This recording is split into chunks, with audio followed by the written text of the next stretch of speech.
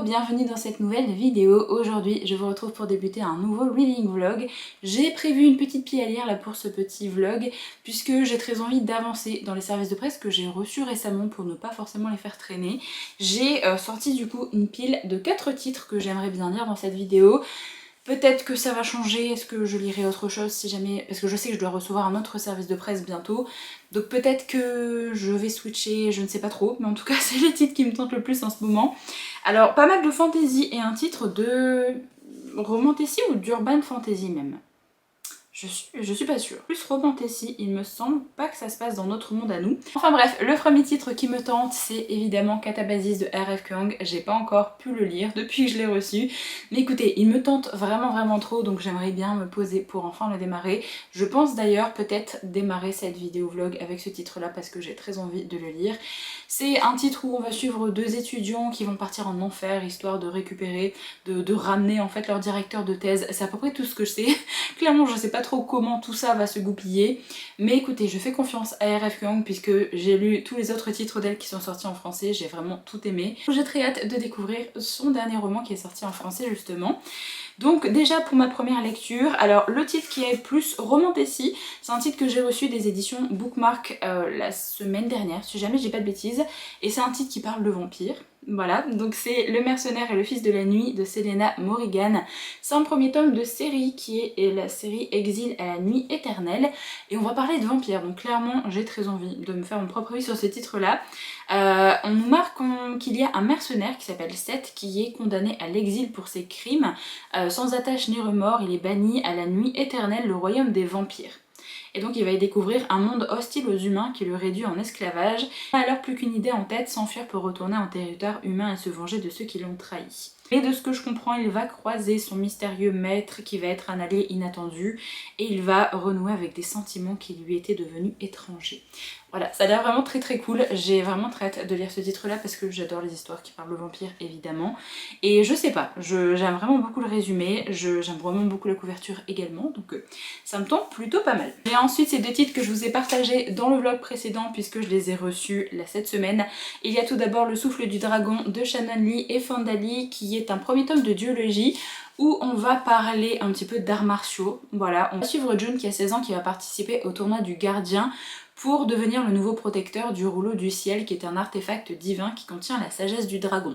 Voilà, c'est à peu près tout ce que je sais, j'ai très envie de lire ce titre là parce que je fais totalement confiance à Fonda Lee pour ma part pour aimer ce titre là. Je sais pas, je crois qu'il est classé plutôt en young adulte si jamais j'ai pas de bêtises pour ce titre là. On va voir ce que ça va donner. J'ai jamais lu de titre de Shannon Lee par contre, donc ça sera une découverte pour sa plume à elle, mais vraiment trop hâte de lire autre chose de Fonda Lee parce que après La Cité de Jade que j'ai adoré, vraiment de A à Z, je lui fais vraiment confiance. Et pareil pour cet auteur, puisque j'ai reçu des éditions Léa Le temps de la terreur de John Gwynne. Je suis trop contente de retrouver la plume de John Gwynne, vraiment c'est un auteur que j'adore. J'ai eu un coup de cœur pour les 3 tomes de sa série La confrérie du sang, que je vous recommande à 1000%. Si jamais vous aimez un petit peu les fins de famille, que vous aimez les titres qui parlent de vikings, avec plusieurs POV, avec des dieux, vraiment foncez, sa série est absolument géniale. Ici en fait on est sur une série qui se passe après la première série sur les terres bannies. Donc le premier tome c'était Malice. Alors, apparemment les 30 premières pages spoilent un petit peu la fin de la première série, mais vous pouvez quand même totalement lire cette trilogie là sans avoir lu son autre série. Donc pour ma part j'ai lu Malice et en fait je me suis arrêtée là pour l'instant. Au moment où j'avais découvert Malice j'étais pas trop dans le mood pour lire des titres de fantasy assez lents comme ça. Là j'ai l'impression que ça va être un petit peu comme pour la confrérie du sang. C'est des romans déjà qui sont beaucoup plus court, là ça fait 400 pages.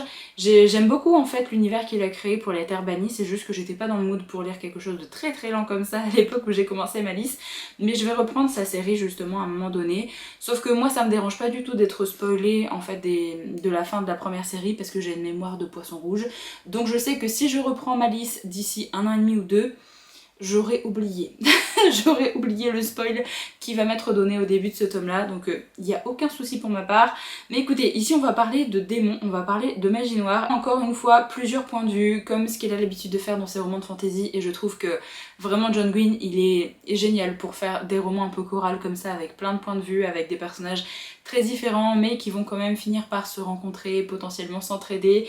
J'aime vraiment beaucoup sa façon de raconter les histoires, donc j'ai très hâte. J'ai vraiment très hâte de lire ce titre-là. J'avais vu passer sur la chaîne de Bacon the Book, si jamais j'ai pas de bêtises, parce qu'il me semble que justement, en fait elle a fait des read-alongs sur les séries de John Gwynne, et il me semble qu'elle l'avait lu, et depuis ce temps-là en fait c'est dans ma wishlist parce que voilà, j'avais vu de bons avis passer, tout ce que j'avais vu passer sur ce titre-là me donnait très envie de découvrir cette nouvelle série, donc j'ai très hâte de m'y mettre, et vraiment j'espère que j'aimerai autant que La Confrérie du Sang. Parce que clairement tout ce qui est magie noire et démons, c'est toujours des titres que j'apprécie en général. Du coup voilà pour ma petite pile à lire prévisionnelle pour cette vidéo, ma petite pile à lire initiale. Peut-être que ça va changer, que je rajouterai quelque chose, je ne sais pas trop. Je vais déjà partir sur ça parce que je pense que ça fait déjà 4 belles lectures. À quoi je me dis ça va, c'est que des titres de 400 pages, mais par exemple pour le titre de chez Léa, c'est quand même écrit assez petit, donc faut quand même du temps de lecture. Pareil pour Le Souffle du Dragon, c'est écrit assez petit dedans, donc... Voilà, je vais pas m'avancer en vous disant que je lirai autre chose dans cette vidéo. Je pense déjà me baser sur cette pile à lire ici parce que j'ai très envie de lire ces titres-là. C'est vraiment les titres qui me tentent le plus pour l'instant également dans ma pile à lire. Et en plus de ça, ça va me permettre d'avancer dans les services de presse que j'ai reçus. Donc ça, c'est plutôt cool. Donc voilà, je pense que je vais commencer avec Catabasis. Donc je vais démarrer cette lecture-là tranquillement aujourd'hui. Je reviens vous faire un petit update dès que je l'ai avancé. Voilà, je reviens pour vous faire un petit update dans ce vlog. Je suis toujours dans ma lecture de Catabasis, évidemment. Je suis arrivée au chapitre 13, page 233, donc je suis à un petit peu plus d'un tiers du roman, vu qu'il fait quasiment 600 pages, il me semble. J'aime bien pour l'instant, je suis assez bien dans ma lecture, j'aime beaucoup le settings de l'enfer, c'est quelque chose que j'adore retrouver de toute façon dans mes lectures. J'aime beaucoup le fait que nos deux personnages principaux, que ce soit Alice et Peter, sont partis en enfer histoire de récupérer l'âme de leur directeur de thèse, puisque sinon ils allaient perdre beaucoup de temps en fait de travail et ils ne sont pas sûrs de retrouver un directeur de thèse. Enfin voilà, c'est aussi pour ça en fait qu'ils se démerdent pour aller le rechercher. Nous on comprend que en fait leur directeur de thèse est mort à cause d'une petite boulette de notre personnage principal d'Alice, donc étudiante à Cambridge, et en fait elle a fait une sorte de petits pentagrammes, on va dire, puisqu'il y a de la magie qui est présente dans cet univers-là, et elle était tellement fatiguée avec ses études, le fait qu'elle boit énormément de café histoire de rester réveillée, de pouvoir faire plein de choses, et elle néglige notamment le fait de bien manger, le fait de bien dormir, donc c'est compliqué pour elle de tenir, et en fait elle a fait une petite erreur lors de l'écriture d'un pentagramme et son directeur de thèse est mort à cause de ça. Un peu sa faute si je sais plus c'est Grimes, mais je ne sais plus son prénom, si jamais son directeur de thèse est décédé et qu'il est parti en enfer. Donc elle se doit en fait, elle, d'aller le rechercher, puisqu'en fait elle n'a pas envie de perdre toutes ses années de travail, tout ça. Sauf que il y a bien évidemment un petit peu son rival académique qui est Peter, qui va voir qu'elle est en train de dessiner un pentagramme histoire d'être propulsée en enfer, et il se dit mais hey, mais je veux venir avec toi parce que j'ai également fait des recherches histoire de sauver notre directeur de thèse, donc je vais pas te laisser aller là-bas tout seul. Donc il va aller avec elle et ça va être un petit duo qu'on va suivre justement dans les enfers, et ils vont arriver vraiment aux abords de l'enfer où vous avez vraiment cet espace, ce lieu d'attente où il y a pas mal d'âmes qui errent, et après vous avez vraiment toutes les cours de l'enfer, et on va suivre au fur et à mesure leur avancée puisqu'ils ne savent pas où est leur directeur de thèse, donc on ne sait pas dans quel cours en fait il est, donc ils vont devoir avancer pour essayer de le rechercher et potentiellement le ramener avec eux. On ne sait pas encore vraiment comment ils comptent faire pour le sauver, comment est-ce qu'ils comptent faire pour le ramener, est-ce qu'ils vont juste ramener son âme, puisque son corps techniquement a été un petit peu... Il a souffert en fait pendant cette mort, on va dire qu'il n'est plus vraiment en état de revenir dans son corps à lui, donc je sais pas trop comment en fait ça va se passer par la suite.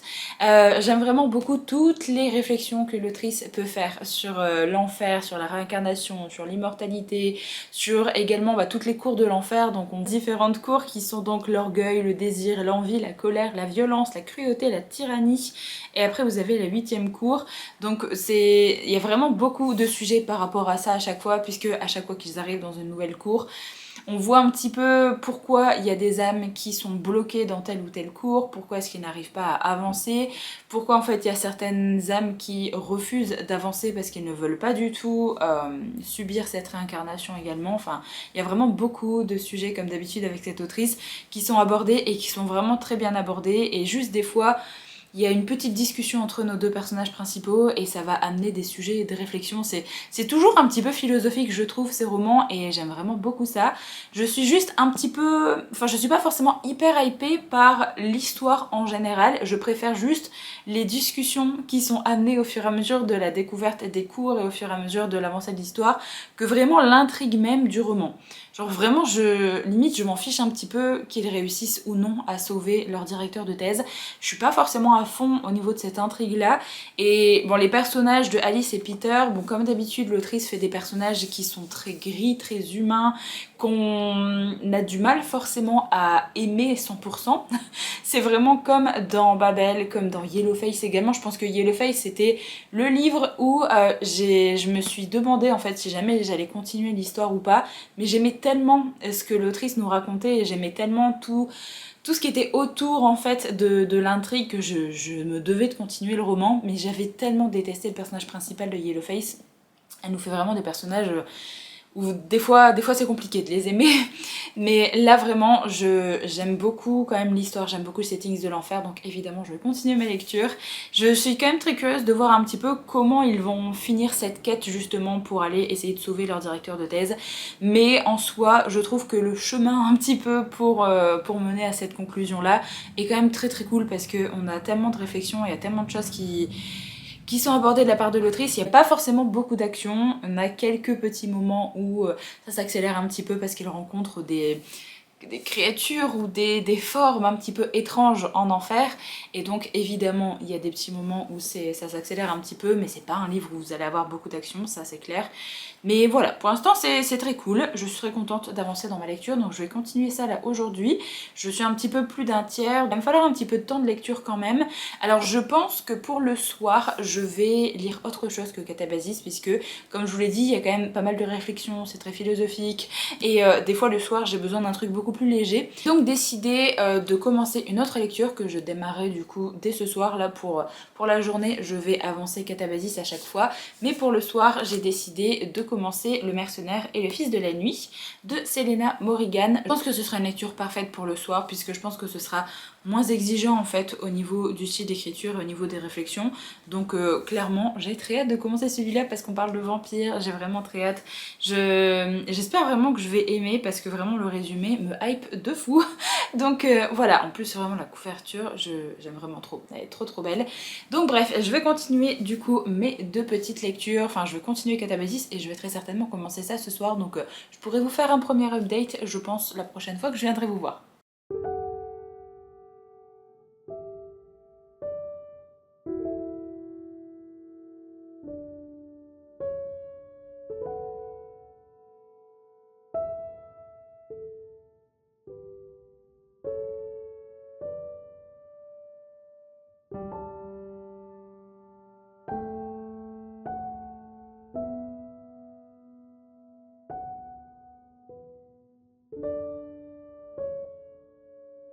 Je reviens pour vous faire un petit update puisque j'ai terminé une lecture, j'ai commencé une autre lecture, donc je reviens faire un petit point par rapport à ça. Alors j'ai bien terminé ma lecture de Catabasis de R.F. Kuang qui malheureusement ça l'a moyennement fait avec moi.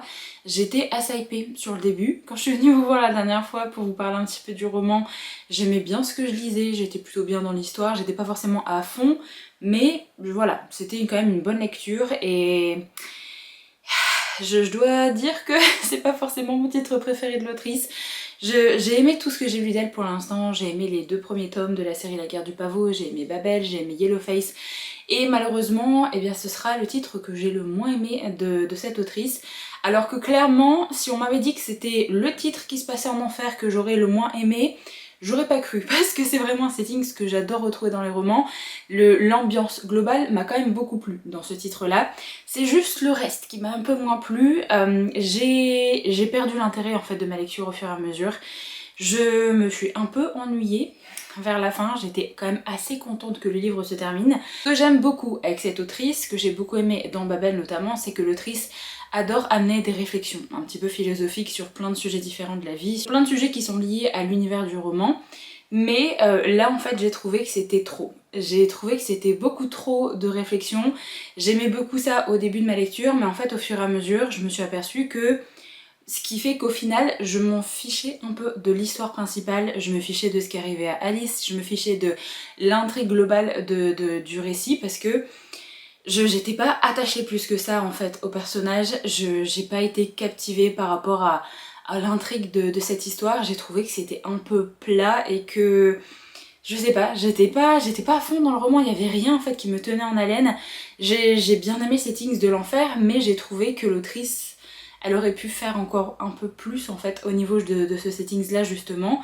Limite j'ai préféré les passages un petit peu de flashback qu'on avait avec le personnage de Alice pour nous présenter un petit peu ce qu'elle faisait au niveau des études, sa relation justement avec certaines personnes et notamment avec ce professeur qu'elle est censée sauver. Donc j'ai bien aimé en fait ces flashbacks là parce que je trouvais que c'était ça qui nous apportait un petit peu de matière, un petit peu justement de contexte aux personnages pour qu'on puisse s'attacher un petit peu à eux. Mais sinon tout ce qui se passait dans le présent, j'ai trouvé que c'était tellement... Je sais pas forcément sans intérêt, mais je sais pas, je trouve que ça me faisait pas m'attacher plus que ça au personnage, ce qui fait que je lisais, mais je m'en fichais un petit peu de ce qui allait leur arriver. Donc ça a été un petit peu mon problème. J'ai pas forcément apprécié la fin. Je vais pas forcément dire grand chose ici par rapport à la fin parce que j'ai pas envie de vous spoiler. J'ai juste globalement trouvé qu'il y avait pas forcément beaucoup de surprises au niveau de la fin. J'ai trouvé que la fin se lisait comme le reste du roman, que c'est ce qui se passait et j'ai pas eu ce truc de ah ça se finit comme ça, ah petit retournement de situation, ce genre de choses. J'ai pas eu ça en fait à la fin donc je suis un peu triste. Vraiment, je suis un petit peu dégoûtée parce que c'était un 5-star prediction, je vous avoue, parce que j'ai vraiment adoré tous les autres titres de l'autrice. Et là, malheureusement, ouais, je sais pas, je suis passée à côté en fait. J'ai pas forcément apprécié plus que ça le personnage de Alice. Je trouve que... C'est pas vrai, enfin, j'ai pas envie de vous spoiler. Je vais pas forcément rentrer dans les détails par rapport à ça, mais on va dire que l'autrice a amené quelque chose par rapport au personnage. Elle a amené une relation et tout que je trouve complètement inutile. Mais bref, donc je suis un peu dégoûtée, vraiment je suis dégoûtée. Alors je sais que ce livre a déjà eu pas mal de bonnes reviews, il y a beaucoup de personnes qui l'ont apprécié, donc ne vous fiez pas qu'à mon avis évidemment. C'est juste que j'en attendais peut-être un petit peu trop également parce que c'est mon autrice chouchou de base. J'ai vraiment aimé tout ce qu'elle a pu faire d'autre, donc évidemment quand on me dit c'est du RF Gang, c'est un titre qui se passe en enfer, moi je dis oui, clairement je dis oui, je pensais clairement que j'allais apprécier et au final bon bah ça a été compliqué de le terminer parce que j'avais pas forcément envie plus que ça de continuer ma lecture, j'ai pas ressenti ce truc de j'ai besoin de retourner vers ma lecture tout le temps.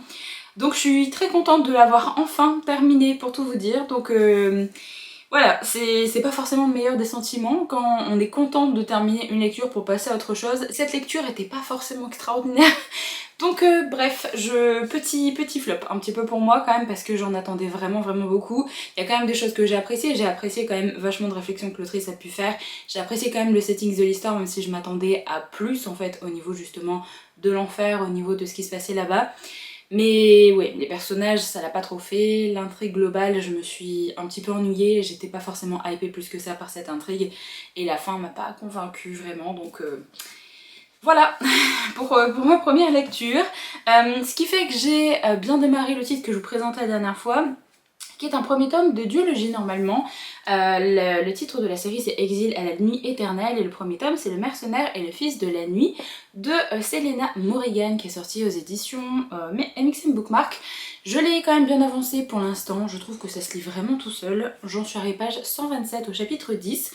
Alors juste petite chose, je trouve que ce livre a un petit peu des vibes au titre Prisonnier de Fayskin que j'ai tenté de lire mais que j'avais fini par DNF parce que j'avais trouvé personnellement qu'il y avait un problème en fait de consentement dans ce titre là, ça me mettait mal à l'aise, il y a des passages que j'ai pas aimé lire en fait à cause de ça et j'ai fini par DNF.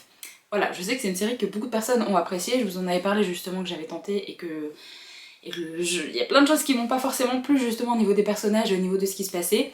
Je vous avoue que j'ai eu un peu peur parce que je trouve que le début a des vibes justement à ce titre là et il y a justement une scène qui m'a fait penser à ça où il y a un rapprochement entre les deux personnages principaux sauf qu'en fait on est dans une relation maître-esclave, je vais vous faire un petit résumé juste après et il y a eu un rapprochement, je me suis dit oula si ça part exactement comme dans Le Prisonnier, je veux pas kiffer.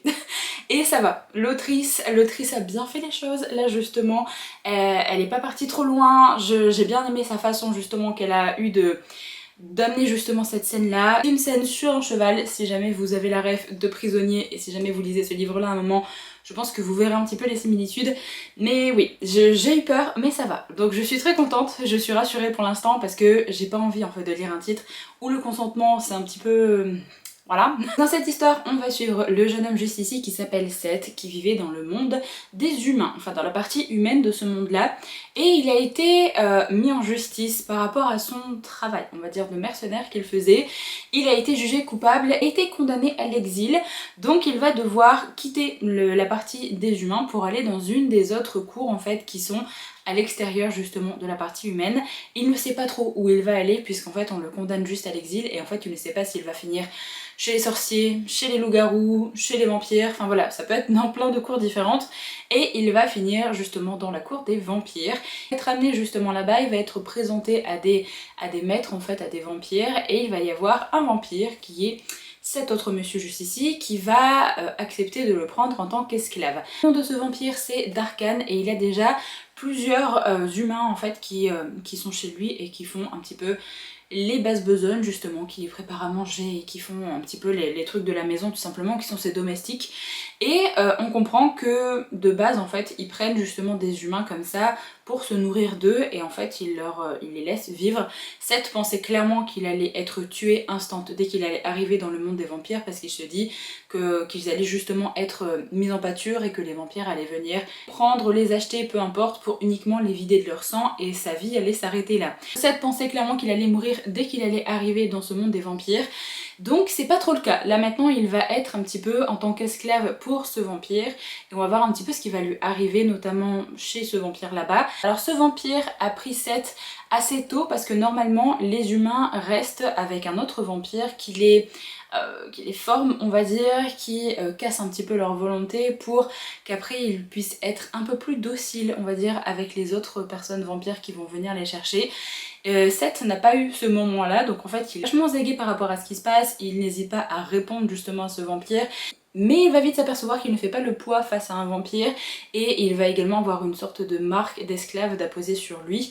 Donc voilà, ça l'oblige vraiment à faire certaines petites choses puisque si jamais il n'obéit pas, il risque de souffrir via cette marque-là. Donc on va suivre un petit peu son aventure en fait à partir de ce moment-là, ce qui va se passer pour lui pendant cette captivité, on va dire, avec ce vampire. J'ai un petit peu peur de partir vers un titre où on a la relation maître-esclave comme ça, parce que là du coup c'est clairement ce qu'on retrouve ici. C'est un titre d'imaginaire et les titres où on parle justement de vampires comme ça, des fois c'est quand même bien amené, donc j'attends de voir un petit peu comment l'autrice va faire évoluer cette relation puisque je pense qu'il va y avoir une petite romance entre les deux évidemment. Donc on verra bien comment ça va évoluer. Pour l'instant, comme je vous le dis, ça se lit vraiment tout seul. J'aime plutôt bien le setting justement que l'autrice a mis en place pour au fait qu'il y ait une partie humaine, au fait qu'il y ait plusieurs créatures, tout ça. On apprend vachement de choses également sur l'endroit où vivent les vampires, le fait qu'ils ont comme une sorte de lumière artificielle, enfin vraiment il y a tout un truc comme ça. Il y a vraiment des végétaux qui sont différents puisque les vampires les ont un petit peu modifiés pour qu'il y ait quand même des végétaux qui puissent vivre on va dire et se développer dans cette espèce de dôme sachant qu'il n'y a pas de lumière. Donc il y a vraiment des végétaux un petit peu particuliers, genre il y a un arbre je crois qui était un peu bleu-violet, quelque chose comme ça. Donc c'est un monde un petit peu particulier là où vivent les vampires et Seth doit vite s'apercevoir qu'en fait certains vampires limite sont restés bloqués à une certaine époque qu'ils aiment vraiment beaucoup. Donc on va avoir des vampires qui préfèrent telle ou telle époque en fait, qui vivent justement là. Vous avez des vampires qui n'apprécient pas forcément trop la nouvelle technologie, qui préfèrent vivre un petit peu comme dans l'ancien temps. Donc voilà, il y a vraiment un petit peu de tout au niveau de ce monde-là, au niveau des vampires. Donc j'attends de voir un petit peu plus de choses également sur ce monde-là, j'attends de voir un petit peu l'évolution de la relation entre Seth et Darkan. Je suis assez curieuse de voir un petit peu comment ça va se passer pour eux parce que j'aime plutôt bien l'alchimie entre les deux. Je trouve que le vampire, donc Darkan, est assez charismatique, il est un petit peu froid parce qu'il essaye également d'être là en mode Graou, je suis le vampire, tu m'obéis et tu fais ce que je veux, mais en même temps il a l'air gentil. Donc c'est peut-être un gentil vampire, je sais pas trop, mais je sais pas, il y a un truc quand même qui me fait dire que c'est pas forcément la pire des pourritures des vampires, donc je pense que 7 est plutôt bien tombé également chez lui. Donc on verra bien un petit peu comment ça évolue. J'espère en tout cas qu'il n'y aura pas forcément de problème au niveau du consentement, tout ça. Comme je vous l'ai dit, voilà, j'ai pas forcément envie de lire ça. Donc on verra bien. J'aime beaucoup ma lecture pour l'instant, j'aime beaucoup le style d'écriture de l'autrice. Je suis plutôt bien au niveau de cette histoire, donc je vais continuer ça là tranquillement. Il est quand même balèze puisqu'il fait 500 pages. Là je suis arrivée page 127, mais écoutez, ça se lit plutôt bien, donc je pense que je vais bien avancer là dans les prochains jours. Moi du coup je vous laisse ici pour ce petit point, puisque j'ai de la famille qui arrive exactement dans 15 minutes, donc il va falloir que je descende préparer des petites choses. Donc je vous laisse ici, je reviens très certainement dans les prochains jours, peut-être pas forcément demain, parce qu'aujourd'hui je vais pas forcément pouvoir beaucoup lire, mais peut-être après-demain pour vous faire un update pour ma lecture en cours. C'est parti pour vous faire un petit update, puisque j'ai avancé dans ma lecture du titre Le mercenaire et le fils de la nuit. J'ai encore 160 pages à lire, je suis arrivée page 333 au chapitre 24. Écoutez, pour l'instant j'aime beaucoup ma lecture, je trouve que ça se lit tout seul. On est clairement sur plutôt un titre de romance qui est du coup avec des vampires, donc c'est plus une romance paranormale plutôt qu'un titre de romantasy par exemple où vous avez 50% de romance et 50% de world building par exemple, d'intrigue, ce genre de choses.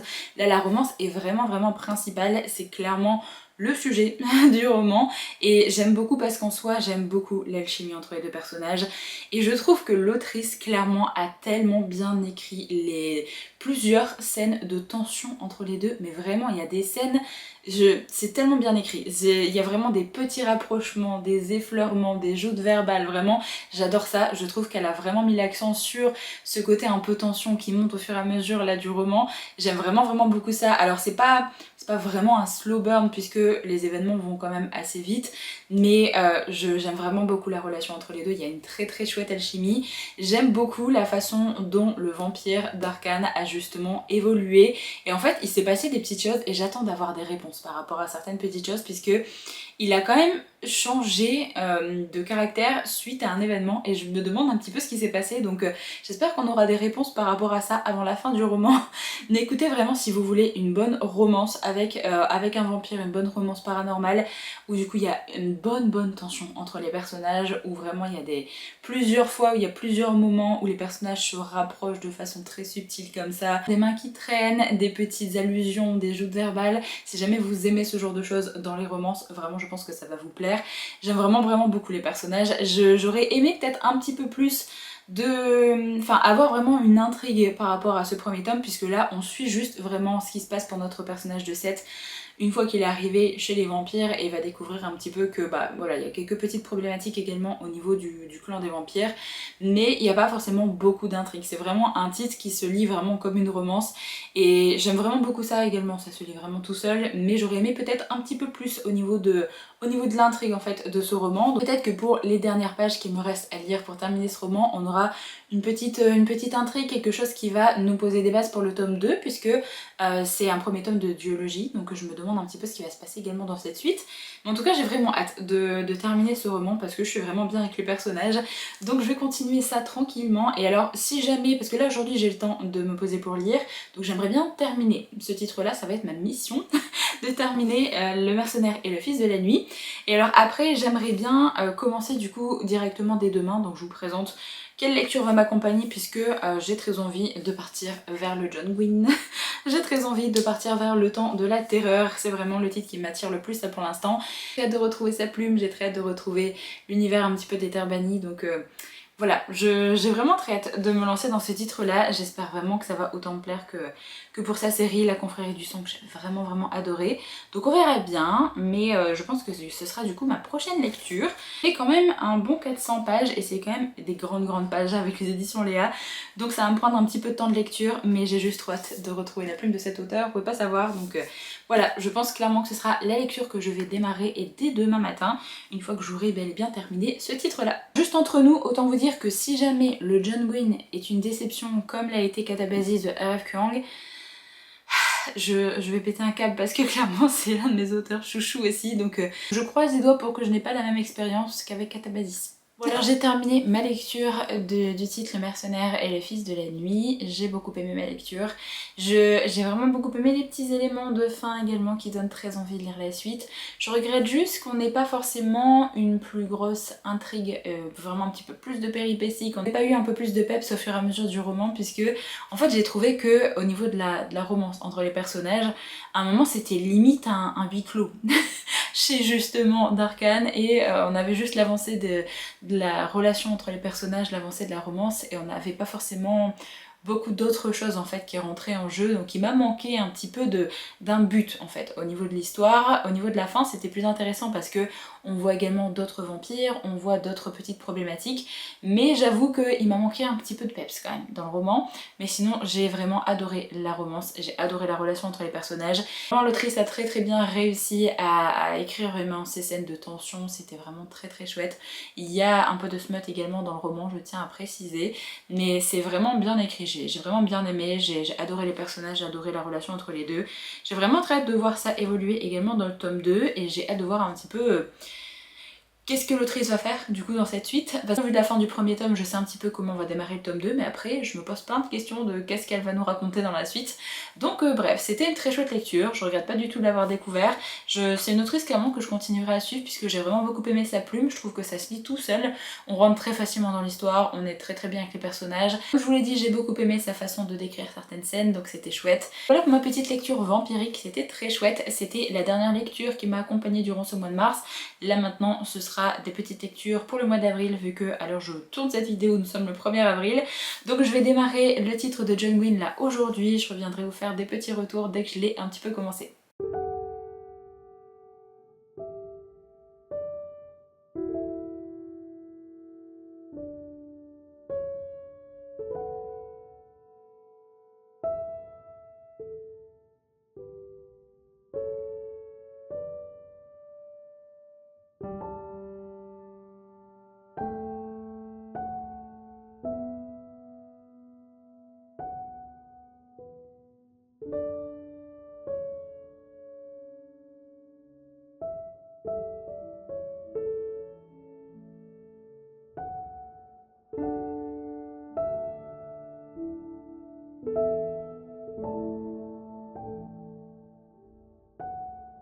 Je vous retrouve pour faire un petit point dans ce vlog puisque j'ai un petit haul à vous présenter. J'ai également commencé ma lecture du John Gwynne, donc je reviens vous en parler un petit peu. Alors déjà, j'ai commencé ma lecture du titre Le Temps de la Terreur de John Gwynne, et autant vous dire que j'adore ma lecture pour l'instant. Je suis tellement contente de retrouver la plume de l'auteur, je suis tellement contente de retrouver ces world building, vraiment l'univers de la série Les Terres Bannies est absolument génial. Et là je trouve que en fait l'auteur il a réussi à faire plusieurs POV hyper intéressants, et je trouve qu'on s'ennuie absolument pas. Je trouve que comparé à Malice, où j'avais déjà eu un petit peu de mal, où je trouvais que le premier tome traînait un petit peu en longueur parce qu'il y avait beaucoup de choses qui se mettaient en place, là j'aime trop parce qu'au niveau du rythme c'est absolument génial. J'adore tous les POV. Là on va suivre du coup, alors on va suivre 4 POV techniquement, mais il y en a un qu'on suit pas trop comparé aux deux autres. Celui qu'on suit pas trop c'est le POV de Bleda, qui est un jeune homme qui est en fait le fils d'une chef d'un clan, et en fait il y avait son clan et un autre clan qui était en train de se faire un petit peu la guerre, et donc vous avez ce qu'on appelle les Ben Elim qui sont intervenus et qui sont venus arrêter justement ce combat, et ils ont fini par emporter un membre de chaque clan, pas vraiment comme prisonnier, ils disent plutôt que ça va devenir des pupilles. Vous avez Bleda qui va être obligé de suivre ces Ben Elim dans l'endroit où ils vivent, qui va vivre avec eux et il va se former avec eux également. Ben Elim c'est pas vraiment des personnes humaines, c'est des personnes qui ont traversé une sorte de portail de l'autre monde en même temps que des créatures démoniaques pour justement essayer de les arrêter. Donc les créatures démoniaques, c'est ce qu'on appelle les Kadoshim, et les Ben Elim sont un petit peu comme des humains mais avec des ailes, ça fait un petit peu des anges on va dire, qui se battent contre les Kadoshim et qui essayent de les arrêter, de les tuer. Donc c'est techniquement des gentils, Sauf que en fait il y a eu beaucoup d'affrontements, beaucoup de combats justement dans la première série que l'auteur a écrit avec Malice, tout ça. Et donc là on est vraiment moult années plus tard et vous avez les Ben Elim qui sont restés un petit peu en position de force et qui essayent justement de dire aux humains que c'est grâce à eux qu'ils peuvent vivre en paix. Donc en fait ils ont un petit peu une sorte de reconnaissance à avoir envers eux, ils sont obligés vraiment de les respecter, etc. Donc ils essayent vraiment d'avoir un petit peu de pouvoir, on va dire, à certains endroits, ce qui ne plaît pas à beaucoup d'humains notamment. Donc vous avez notamment le clan de Bleda qui a un petit peu du mal avec les Ben Elim, et vous avez également un autre clan qui combat également les Kadoshim mais qui est quasiment composé que d'humains et de géants et géantes, de ce que j'ai compris. Le premier POV de Bleda, donc il s'est fait un petit peu embarquer au tout début de ce tome là, mais là on est quelques années plus tard, je crois qu'on est 2-3 ans après. Donc ça fait déjà un petit moment qu'il vit avec les Ben Elim et que bah voilà, il essaye de se former grâce à eux. On va suivre justement une jeune humaine qui vit également dans la même cité où vivent les Ben Elim, qui est donc Rive, qui est pas forcément si proche que ça de Bleda. Elle le connaît, elle sait qui il est, elle sait que c'est quelqu'un d'important dans les clans, etc. Mais elle, tout ce qu'elle espère, c'est devenir une guerrière parmi les ailes blanches. Donc ce sont un petit peu les humains qui essayent de se former et qui essayent de faire partie du groupe des Ben Elim justement. Vous avez un autre POV qui est le POV de Drem, et alors lui c'est un jeune garçon qui, enfin jeune garçon, il a 21 ans, il vit avec son père et ils sont un petit peu des chasseurs. Donc là on les suit un petit peu dans leur vie de tous les jours, où ils essayent justement de chasser les animaux pour avoir leur peau, pour essayer de vendre ça également avant l'hiver, histoire d'avoir de l'argent pour survivre pendant ce long hiver, puisqu'ils vivent assez dans le nord en fait du pays. Donc on va suivre un petit peu ce qui va lui arriver. En fait lui et son père vont se faire attaquer par un ours assez méchant. Ils vont finir par tomber sur une sorte de pierre étrange, pierre qui appartiendrait potentiellement à l'autre monde. Donc son père va finir par la ramasser pour la mettre en sécurité, on va dire. Il y a vraiment beaucoup de questions qu'on se pose par rapport à son père, puisque on voit qu'il ne dit pas tout à son fils, on voit en fait qu'il essaye de le protéger, mais en même temps je pense qu'il mérite des réponses Drem, donc c'est un petit peu frustrant par rapport à ça. Et vous avez un autre POV qui est le POV que j'aime le plus. C'est le POV de Sig, qui est une géante qui se balade tranquillement sur sa ours, voilà, je sais pas si on dit ça comme ça, enfin sur son ours femelle, je sais pas si on peut dire ça ours. Bref, dites-moi ça dans les commentaires si jamais j'ai une bêtise, qui s'appelle Marteau. Et en fait, c'est une géante qui a connu notamment les combats des années auparavant. C'est vraiment une géante qui a vécu pas mal de choses. Et elle fait justement partie du groupe qui se bat contre les Kadoshim, mais qui ne fait pas partie des Ben Elim, qui se méfie un petit peu d'eux justement, puisque voilà, ils trouvent que les Ben Elim ne devraient pas avoir cette position de force comme ça, et ils sont pas forcément copains avec eux. J'aime beaucoup le personnage de Sig, j'adore sa façon de penser, sa façon de voir les choses, sa façon justement où elle est très terre à terre, où elle aime pas justement les injustices. Je pense que ça va être mon personnage préféré de la série pour l'instant. On est vraiment dans une série où il y a pas mal de choses. On a ce milieu nordique qui est vraiment très cool. Vous avez des créatures un petit peu démoniaques qui sont venues de l'autre monde grâce à une sorte de portail qu'on appelle les Kadoshim, qui pas à tuer les humains et à faire un petit peu tout ce qu'ils veulent. Et vous avez alors comme une sorte de secte, on va dire, qui est potentiellement une secte d'humains qui aident les Kadoshim, et il se passe des choses assez glauques, il y a des rituels assez étranges.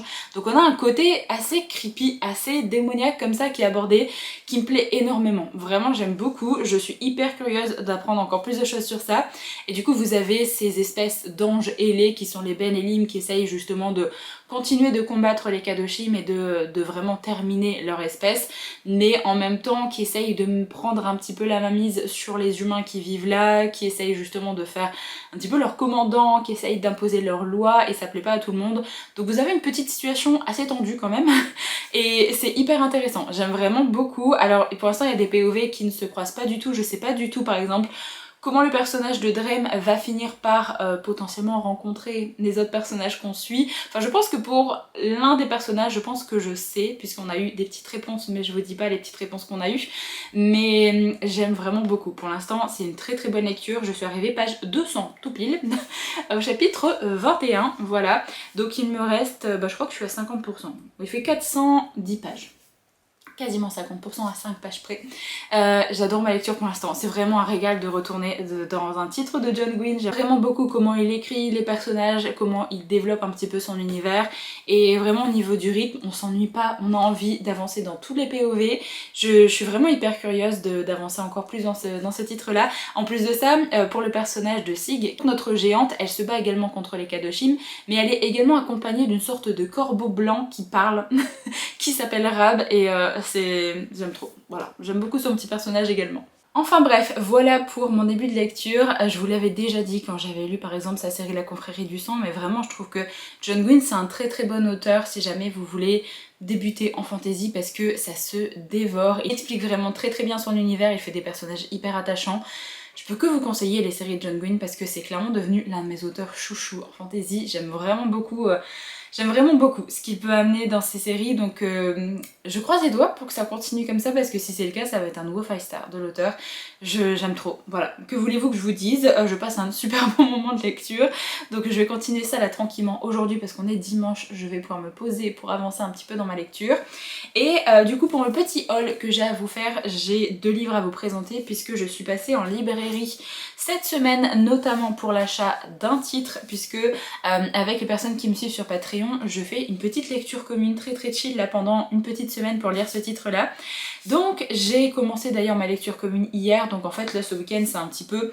Je lis le John Gwynne et je lis également l'autre titre en même temps. Donc là c'est When the Moon Hatch de Sarah A. Parker qui est sorti aux éditions Olympe. Évidemment, j'étais obligée de prendre ce titre là.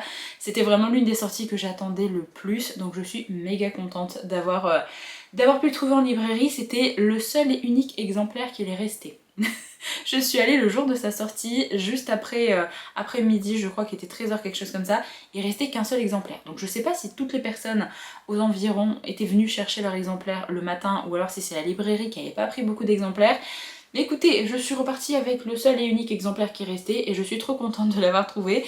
Je l'ai débuté du coup hier puisque j'ai lu la partie du samedi et j'aime beaucoup pour l'instant. J'aime beaucoup le world building qui est abordé, j'aime beaucoup le style d'écriture, je me pose déjà plein de questions, donc écoutez, je vais continuer ma lecture, je vous en reparlerai très très vite pour cette lecture là, mais vraiment le livre est de toute beauté avec un petit jaspage avec plein de petits dragons comme ça. Vous avez un marque-page en fait qui est offert avec l'achat du titre, avec les ailes qui se plient comme ça il dépasse du livre et vous avez le petit dragon qui dépasse. Alors après le relié en soi est pas fifou, il y a juste ça en fait dessus. Voilà, je m'attendais peut-être à autre chose au niveau du relié, mais déjà on a un petit jaspage, tout ça, c'est déjà pas mal. Je vais continuer ça, je vous en reparle très très vite, mais pour l'instant c'est très bien parti.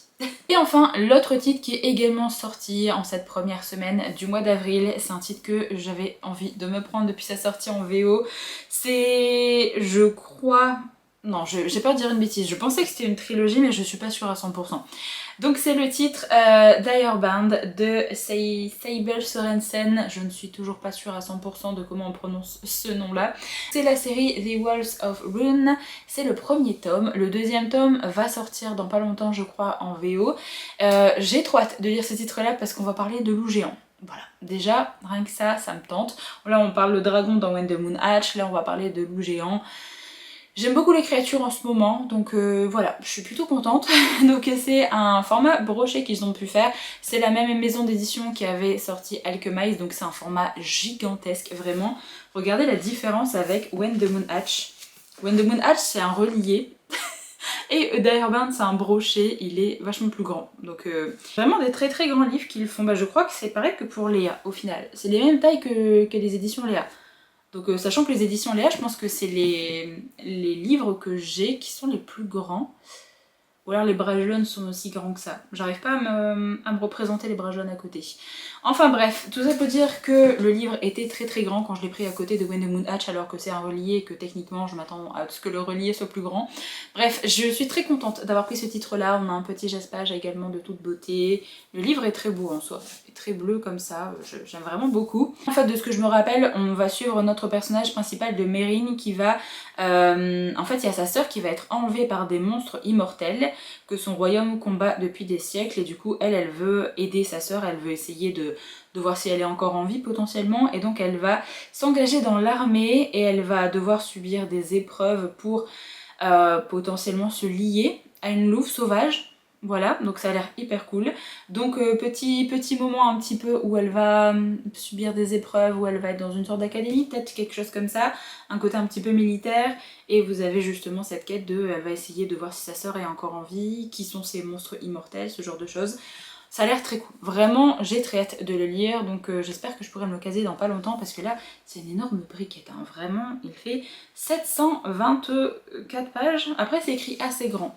Comme pour Alchemize, ça va, ils ont fait une grande police, donc ça c'est plutôt cool pour la lecture. Voilà pour le petit point du jour avec les 2 titres qui ont rejoint ma bibliothèque et ma lecture en cours que j'aime vraiment beaucoup. Je suis vraiment trop contente là de mes achats, de ma lecture, donc je finis très bien cette première semaine du mois d'avril. J'aimerais me mettre en goal de terminer cette lecture là avant la fin du week-end de Pâques, donc avant demain soir. Je me dis il me reste 200 pages. Sachant qu'aujourd'hui j'ai pas grand chose de prévu à part faire un petit peu de montage, ce genre de choses. Il y a peut-être moyen que je fasse une session d'une centaine de pages aujourd'hui, une session d'une centaine de pages demain. Et là aujourd'hui je dois également relire une centaine de pages de When the Moon Hatch. Donc comme ça me permettrait d'avancer dans mes 2 lectures en cours, ce serait plutôt pas mal. Mais j'ai hâte de voir comment ça va se terminer. J'espère que ça va pas se terminer sur un gros cliffhanger parce que je sais pas quand on aura le tome 2. Mais au vu de ce que l'auteur a déjà pu faire dans son autre série, notamment La Confrérie du Sang, je fais plus confiance. Moi notamment, j'ai peur de m'attacher au personnage, et là vu que je me suis bien attachée au personnage de Sig, je me dis peut-être que ça va encore être un personnage qui va souffrir, comme à chaque fois que j'aime beaucoup un personnage, et c'est toujours celui qui souffre le plus. Donc voilà, j'ai un petit peu peur quand même pour elle. Du coup, je vous retrouve très certainement du mardi pour vous faire un petit point par rapport à ma lecture du John Gwynne, vous dire si jamais je l'ai terminé, vous dire un petit peu mon avis final. Je viens vous faire un dernier petit update dans ce vlog, puisque j'ai terminé ma lecture du John Gwynne. Alors de base, je voulais lire également le titre Le Souffle du Dragon dans cette vidéo, sauf que j'ai déjà commencé le montage et j'ai vu qu'on était déjà à 45 minutes de vlog. Donc je lirai ce titre-là dans une autre vidéo. Là, je pense qu'on va s'arrêter là pour ce vlog ici. Je reviens vous voir quelques jours après la dernière fois, puisque en fait je suis bloquée du dos depuis quelques jours. Alors, je suis désolée si vous entendez une méga mouche. Je sais pas si le micro va prendre le bruit de la mouche, mais il y a une mouche qui tourne en rond depuis tout à l'heure et on l'entend vraiment très fort, donc désolée si jamais vous l'entendez. Bref, du coup oui, je suis restée bloquée du dos depuis 4 jours, là ça va un petit peu mieux, c'est pas forcément encore totalement ça, mais ça va un petit peu mieux. Donc voilà, j'ai réussi à rester dans des positions assises à peu près correctement sans vraiment avoir trop mal. Donc j'ai quand même bien lu, puisque la dernière fois je vous disais justement qu'il me restait que 200 pages pour terminer le John Gwynne. J'ai bien terminé les 200 pages pour le terminer et ça a été un petit coup de cœur. Vraiment, j'ai adoré ma lecture. Ça a été tellement une fin un peu explosive, je trouve, surtout les 100 dernières pages. Il s'est passé moult choses, on a eu moult révélations, il s'est passé plein de choses pour tous les POV qu'on suivait.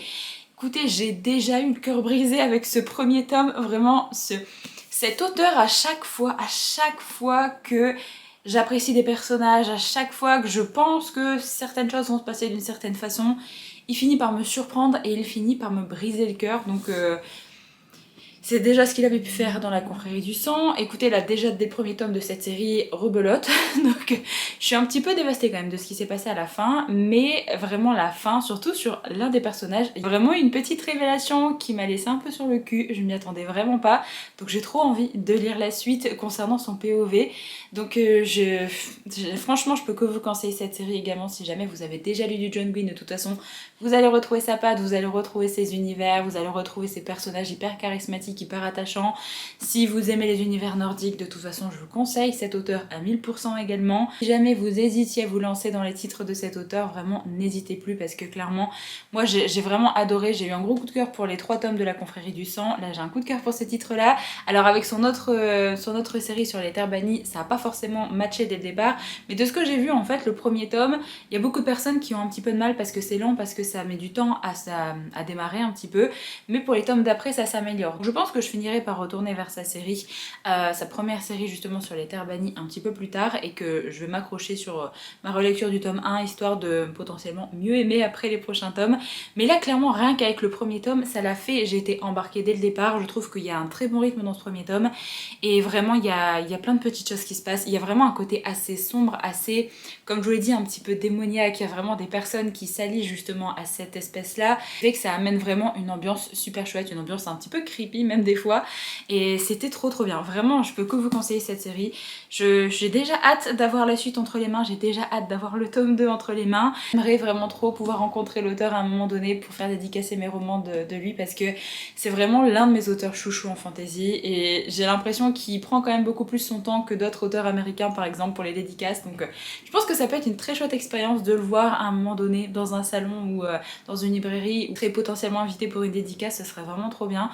Donc oui, petit auteur clairement qui se trouve sur ma liste des auteurs que j'adorerais rencontrer une fois dans ma vie. Mais vraiment, foncez pour cette nouveauté. Vraiment, si jamais vous êtes amateur de fantasy nordique et que vous aimez les fantaisies avec plusieurs POV, avec des personnages tellement charismatiques, avec un univers, avec justement ces sortes de personnes ailées qui sont censées faire le bien. Au final, c'est beaucoup plus complexe que ça, avec ce côté démoniaque, avec des choses un peu sombres, un peu creepy qui se passent. Vraiment, foncez si jamais vous aimez ces thématiques-là. N'hésitez pas à me dire si jamais vous avez déjà craqué sur ce roman, est-ce que potentiellement vous l'avez déjà lu. N'hésitez pas à me faire vos retours dans les commentaires, je suis très curieuse. Du coup, comme je l'avais dit la dernière fois, j'ai démarré ma lecture commune du titre When the Moon Hatch en même temps. Je l'ai quand même bien avancé, mais ça, je vous en parlerai du coup dans un prochain vlog, vu que je vais arrêter ce vlog ici pour pas qu'il soit non plus gigantesque long. Donc j'ai quand même bien avancé dans ma lecture, je suis à la toute dernière partie pour vous dire, il me reste que ça à lire. Voilà, donc j'ai vraiment bien avancé dans ma lecture, donc ça je vous en reparle très vite. Du coup je vais arrêter le vlog ici, j'espère vraiment qu'il vous a plu. N'hésitez pas à me dire si jamais vous avez pu lire l'un des romans que j'ai présenté dans la vidéo, à me dire un petit peu ce que vous en avez pensé. N'hésitez pas à me dire également quel titre vous accompagne là en ce début de week-end. Si jamais vous voulez laisser un petit emoji pour marquer votre passage par ici, n'hésitez pas à me mettre des titres en rapport avec le titre de John Gwynne. Donc, potentiellement des emojis un petit peu nordiques, donc des emojis en rapport avec la neige, ce genre de choses, avec des épées vu qu'il y a quand même du fight dans ce titre là. Donc n'hésitez pas à me mettre ces emojis si jamais vous voulez marquer votre passage par ici. Du coup je vous laisse ici pour cette vidéo, je vous retrouve très vite pour une prochaine, donc en attendant prenez soin de vous.